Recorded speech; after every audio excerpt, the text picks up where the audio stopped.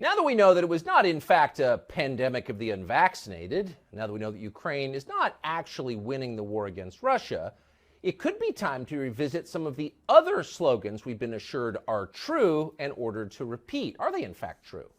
Did, for example, a racist white cop actually murder a man called George Floyd, a civil rights leader, in Minneapolis on Memorial Day of 2020? Now, we've been told that happened, told it relentlessly for more than 3 years. So at this point, we've been told it so much that pretty much everybody seems to believe it. And because everyone does kind of believe it, a small group of people has been allowed to make massive changes to American society. They include, but are not limited to, decriminalizing stealing, defunding the police, adding a new federal holiday to the calendar called Juneteenth, the ceasing of hiring all white men in corporate America, and of course, significantly, they also sent a cop called Derek Chauvin to prison for more than 40 years. He would be the racist white devil who murdered George Floyd. But the question is, did he actually murder George Floyd? And the answer is, well, no, he didn't murder George Floyd. And we're not guessing about that. We know it conclusively, thanks to a new court case now underway in Hennepin County, Minnesota. The case was brought by a prosecutor there called Amy Sweezy. She's suing her boss.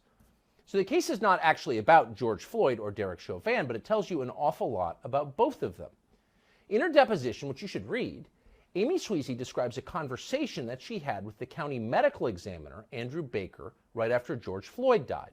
Quote, "I called Dr. Baker early that morning to tell him about the case and to ask him if he would perform the autopsy on Mr. Floyd."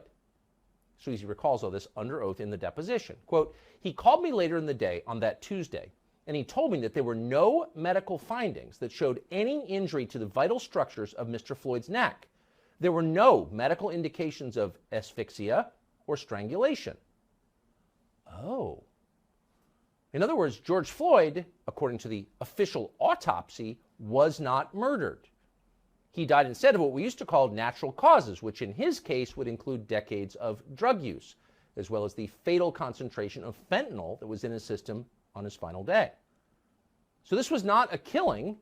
It was yet another narcotics OD in a country that records more than 100,000 of them every year. The medical examiner clearly understood that and in fact articulated it.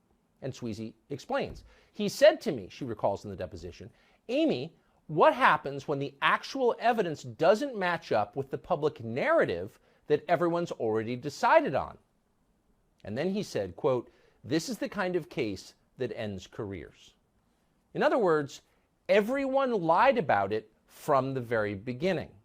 The people who knew the truth hid the truth and allowed the revolution to proceed. Now they've been exposed. Now we know the truth. What happens next? Well, they're going to ignore it. The Biden administration just issued a long purple statement celebrating George Floyd's birthday. He's a martyr, despite the fact we know that he was not murdered. And by the way, Derek Chauvin is still languishing in jail for the rest of his life. So how do we respond to this? How do we respond to the truth once we have it? Well, Vince Everett Ellison seemed like a good man to ask. He's the author of Crime, Inc. He joins us now. Vince, thanks so much for coming on. So as with so many other stories, the origin of COVID, it's a blessing to have you.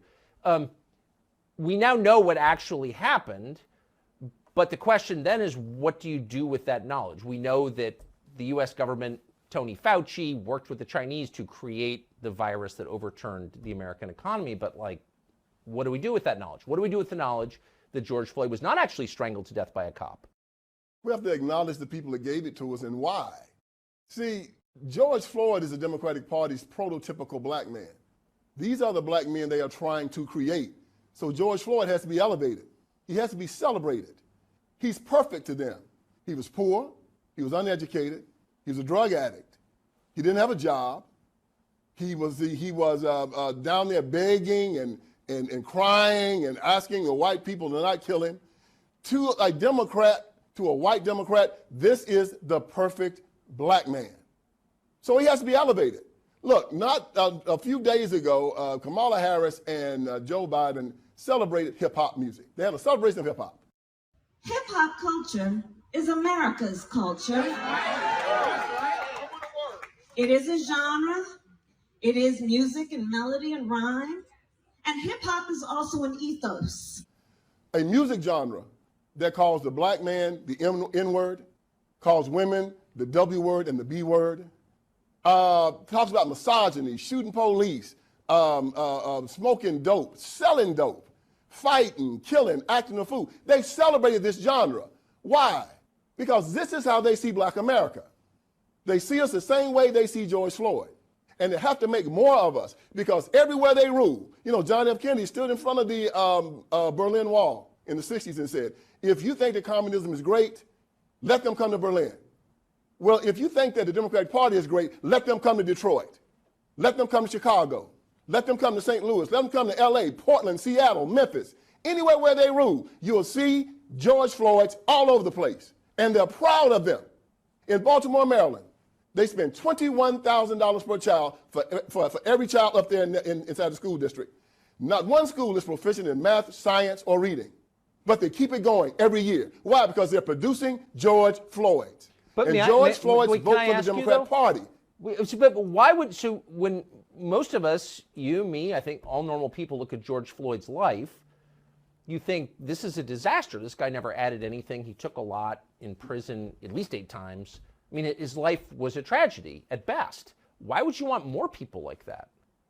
Because he votes for the Democrat Party. And then he teaches his children to vote for the Democrat Party. And then these white Democrats can feel superior to him. Yeah. He can be controlled by them. Just like, think about an old slave plantation, talk about back in the day, how they wanted their slaves to act. Subservient, obedient, ignorant, you know, doing what he was told, not asking any questions, having a slave mind, being dependent on them. This is how they want black men to be in America. This is how they want the whole black community to be. This is why it started in the civil rights movement when Martin Luther King Jr. in his I Have a Dream speech said, 100 years after the Emancipation Proclamation, the Negro is still not free. He said 5 times in that speech that we were not free. It turned the Declaration of Independence on its head because in our Declaration of Independence it said that our freedom was an unalienable right given us by God. John Locke in his second treatise of government said that an unalienable right is a right given from God. It is irrevocable, non-transferable, and unsellable.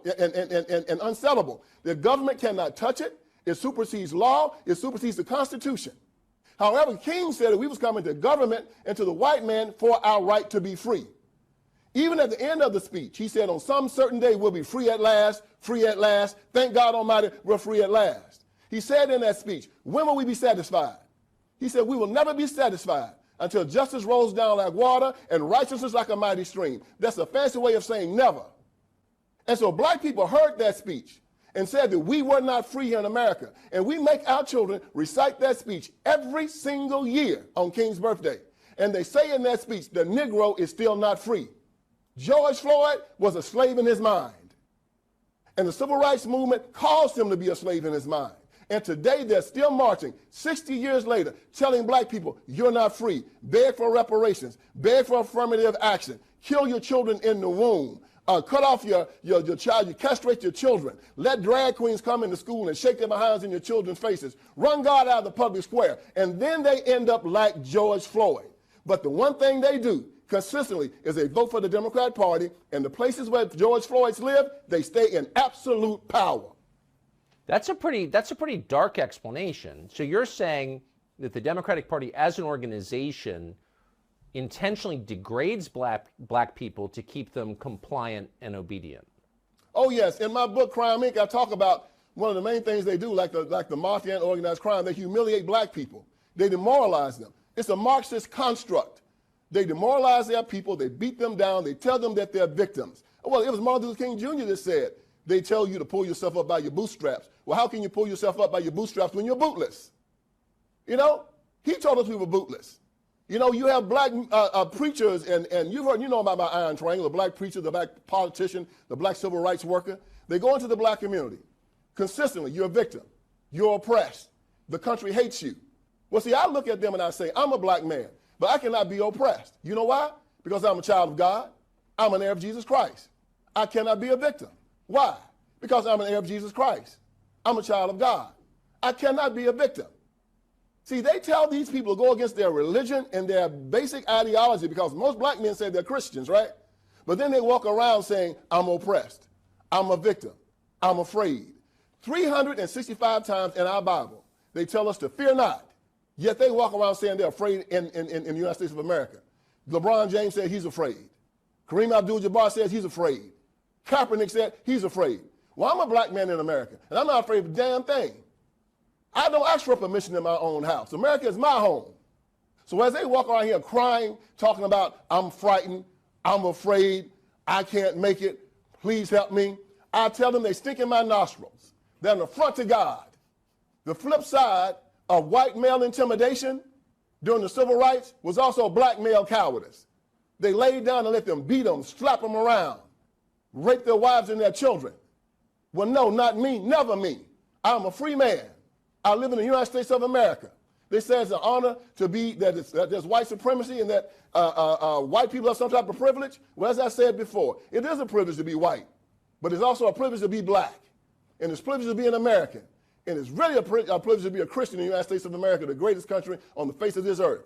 And they're not going to make a George Floyd out of me. I stand up strong. I look them in the eye, and I say, I'm a free man. My freedom comes from God. It's an unalienable right given to me by him. You cannot touch it, and if you try it, I got two things that'll get you off of me. Jesus and my 38. Come try me out. So the Democratic Party used BLM as a domestic militia in the last presidential cycle, 2020, to defeat Donald Trump. Do you expect something like that to happen again? Well, you see how they use the same tactics as Iran. Iran has Hezbollah and Hamas as their militias. And the Democratic Party uses BLM and Antifa as theirs, throwing the rock and hiding the hand. Of course they're going to do it. They've always done it. Even at the beginning, they used the Ku Klux Klan for the military reign. Now they're using BLM, they're using Antifa, they're using NAACP, and they're their suicide bombers. They're their shock troops. They're their brown shirts. They're their street soldiers. And they're going to go out there, and I guarantee you, Tucker, they're going to look over all the black-on-black violence. They're going to look over all the black men killing black men. They're going to look over all the snatching grabs and all the burning and all the fighting and looting and acting a fool. And they're going to find one crazy white cop that's going to do something to some crazy black man, and then they're going to try to burn this country down for it. That's their plan.